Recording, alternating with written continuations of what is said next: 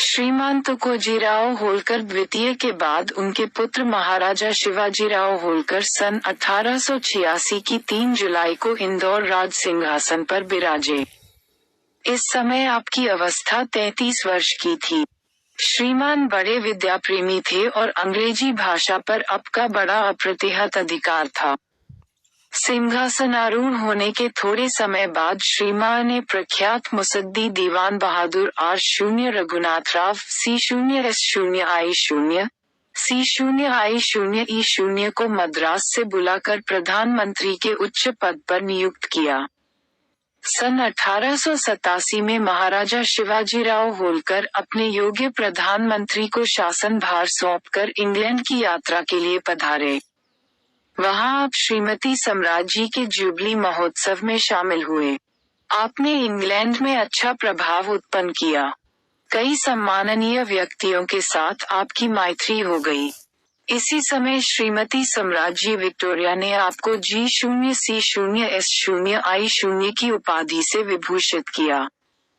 England का सफर कर श्रीमान ने स्विट्जरलैंड, फ्रांस आदि कई यूरोपीय देशों की यात्रा की।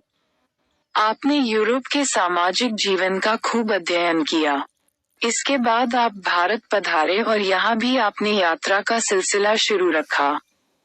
आपने भारत के अनेक राजा महाराजाओं से मित्रता का संबंध स्थापित किया। शिवाजीराव होलकर ने अनेक लोकोपकारी कार्य किए। सन 1887 में सम्राजी विक्टोरिया के जुबली दिवस को चिरस्मरणीय रखने के लिए आपने एक नया अस्पताल खोला। सन 1889 में आपने तुकोजीराव अस्पताल का उद्घाटन किया।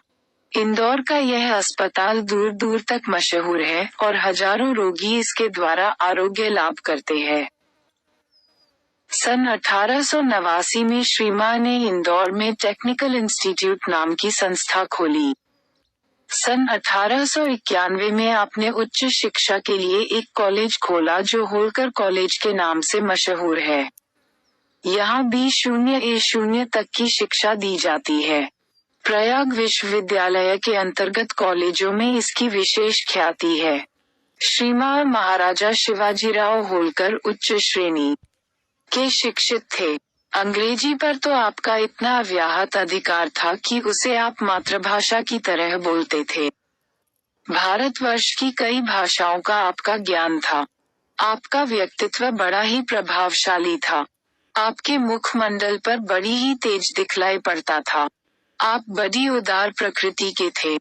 पुणे के फिग्यूस कॉलेज आदि संस्थाओं को आपने मुक्तहस्त से दान दिया था। आपको मकान बनवाने का बड़ा शौक था। इंदौर का शिवविलास महल, सुखविलास महल तथा बड़वाह का दरियाव महल आप ही के बनवाए हुए हैं। श्रीमान के राज्यकाल में भारत के तत्कालीन वायसरॉय लॉर्ड लिंसडाउन और लॉर्ड एल्गिन इंदौर पधारे। श्रीमान ने बड़े उत्साह से उनका स्वागत किया था। ग्वालियर के महाराजा भी श्रीमान से मिलने के लिए इंदौर पधारे थे। श्रीमान ने बड़ी ही उमंग के साथ आपका आतिथ्य सत्कार किया था।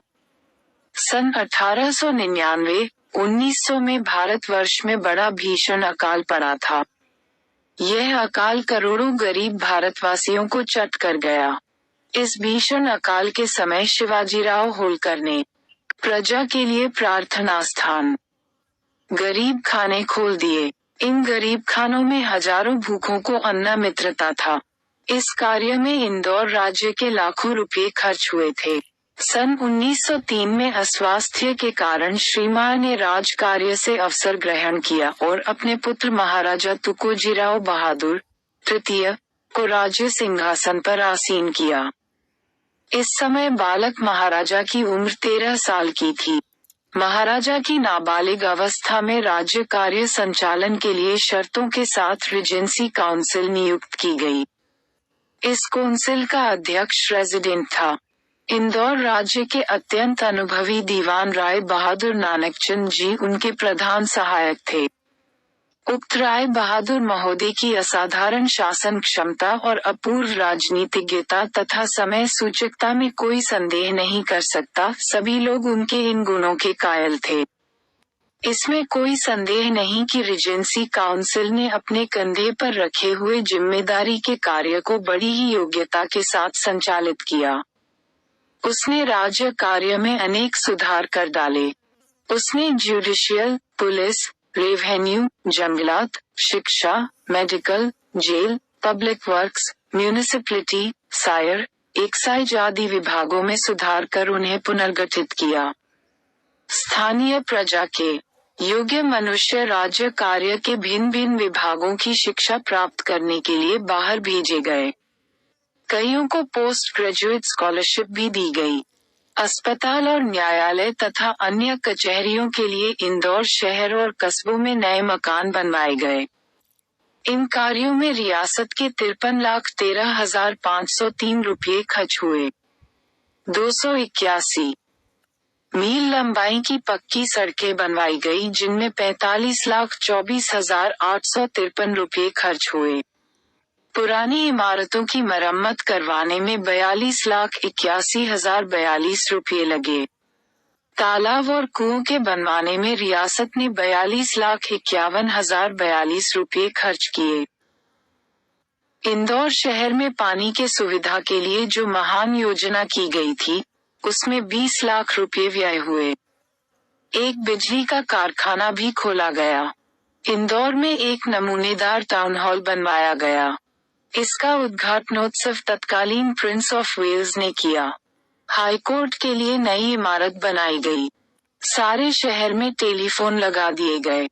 नागदा मथुरा रेलवे नामक एक नई लाइन खुली, जिसके लिए रियासत की ओर से मुफ्त में जमीन दी गई। राज्य के योग्य और अनुभवी से मुफ्त में जमीन दी गई। राज्य के योग्य और अनुभवी अफसरों द्वारा पैमाइश की गई। इस प्रकार अनेक महत्वपूर्ण कार्य काउंसिल ऑफ रीजेंसी के जमाने में किए गए।